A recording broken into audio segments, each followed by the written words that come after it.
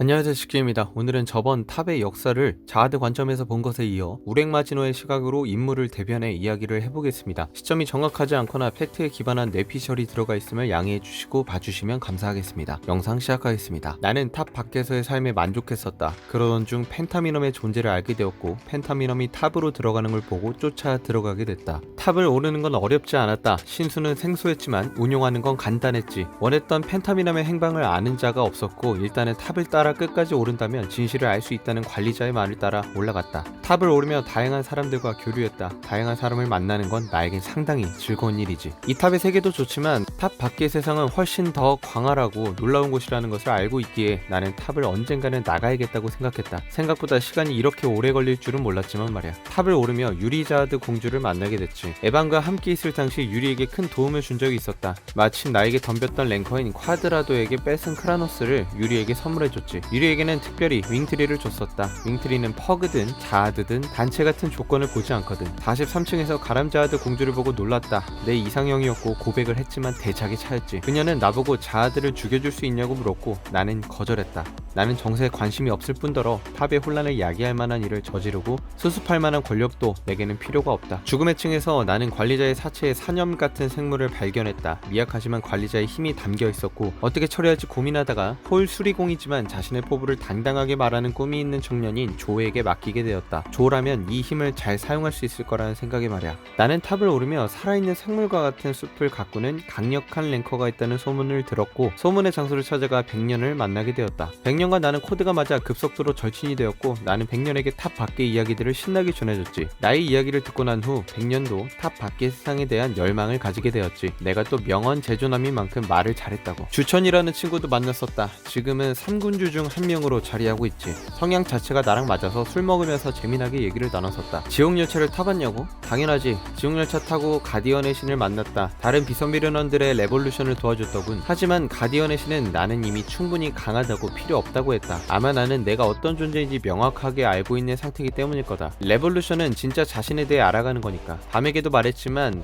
나 자신은 누군가가 정해주는 게 아니야. 지옥열차를 손쉽게 클리어하던 중 마지막 공간이 있더군. 지금은 숨겨진 층으로 불리운다던데 나는 그 층에 대해 별 관심이 없었다. 하지만 데이터를 남기고는 싶었지. 하지만 나의 데이터가 불완전하다는 사실을 알게 된 후 화가 나 그냥 거울을 부셔버리고 나왔다. 불완전한 나의 존재는 의미가 없으니까. 나는 가주들과 별다른 교류나 탈 없이 지냈다. 그러던 중 100층에 아리에혼이 주관하는 시험이 있더군. 특별한 보상을 주는 시험이라고 해서 도전했다. 아리에혼의 공격을 10분간 버티는 시험이었는데 버틸 필요가 없지. 10분간 싸웠다. 아리에혼은 나를 진정한 전사라고 치켜세워줬다. 그 소식을 들었는지 쿤 에드안도 반드시 싸워보고 싶은 자 중 하나로 나를 뽑았다더군. 아리온의 시험을 통과하고 받은 선물은 한 층의 지배권이었다. 지배에는 관심이 없기에 나는 랭커가 된 후 백년에게 찾아갔다. 백년은 탑 밖에 대한 열망을 더 강력하게 얘기하더군. 나는 매우 기뻐 함께 가자고 말했지만 백년은 이미 자기가 가꿔놓은 생명과도 같은 숲을 버리고 갈 수 없다고 했다. 나는 백년과 같은 자가 그런 곳에 묶여있는 게 안타까웠다. 천둥과도 같은 목소리를 내어 숲을 압축시켰고 날개 달린 상자에 예쁘게 담아 백년에게 선물했지.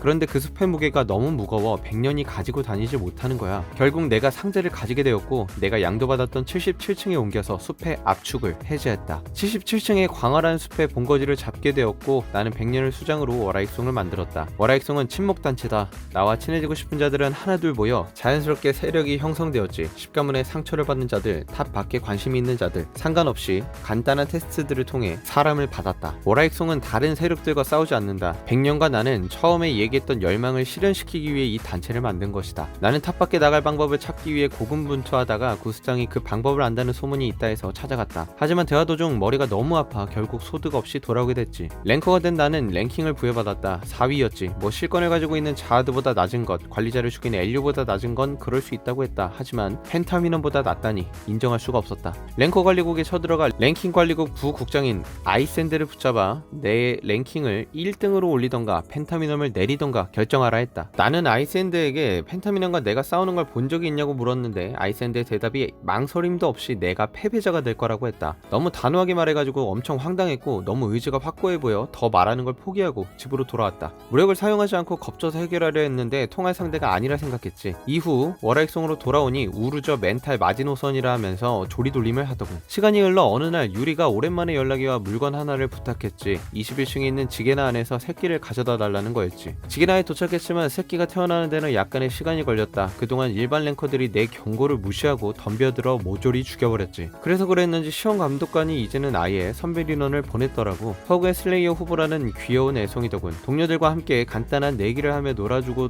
돌아왔는데 유죄를 통해 나의 얼굴에 작은 상처를 입혔다는 사실을 알아냈지. 나는 나에게 상처를 낸 그 힘이 뭔지 대충은 알기에 그게 얼마나 대단한 일인지 알고 있었어.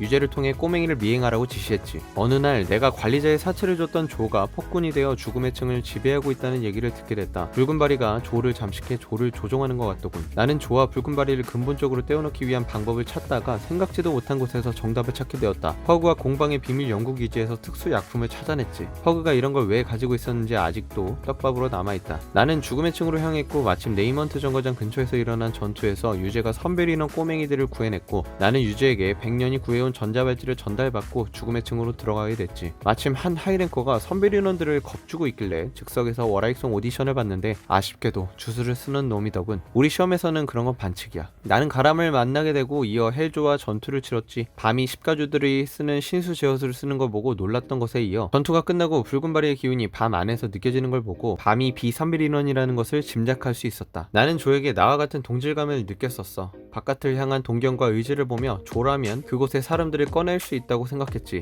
하지만 붉은바리를 조에게 준 건 내 실수였어. 후에 구스탕은 나에게 조의 기억을 냅둬주냐고 물었다. 나는 그에게 말했지. 물고기가 바다로 나가려 하는 건 기억이 아니라 본능 때문이라고. 지금의 조는 본능을 잃어버렸다. 기억을 지우는 것이 더 낫다고 판단했다. 밤이 비선별인원이라는 것을 확인했다. 정체성 때문에 혼란스러워할 밤에게 명언을 몇 개 남겼다. 그렇게 쿨하게 헤어지고 나서 유재와 함께 떠날 때 문득 뭔가를 말해주지 않았다는 찝찝함이 있었는데 숨겨진 층 얘기였다. 내 불안정한 데이터가 있는지라 나도 내 데이터가 거기서 무슨 일을 저지를지 모르는 상황이거든. 부디 무사하길 바랄 뿐이지. 이상 우랭마지노의 관점에서의 시네탑 줄거리 요약이었습니다. 시청해주셔서 감사합니다. 직진이었습니다.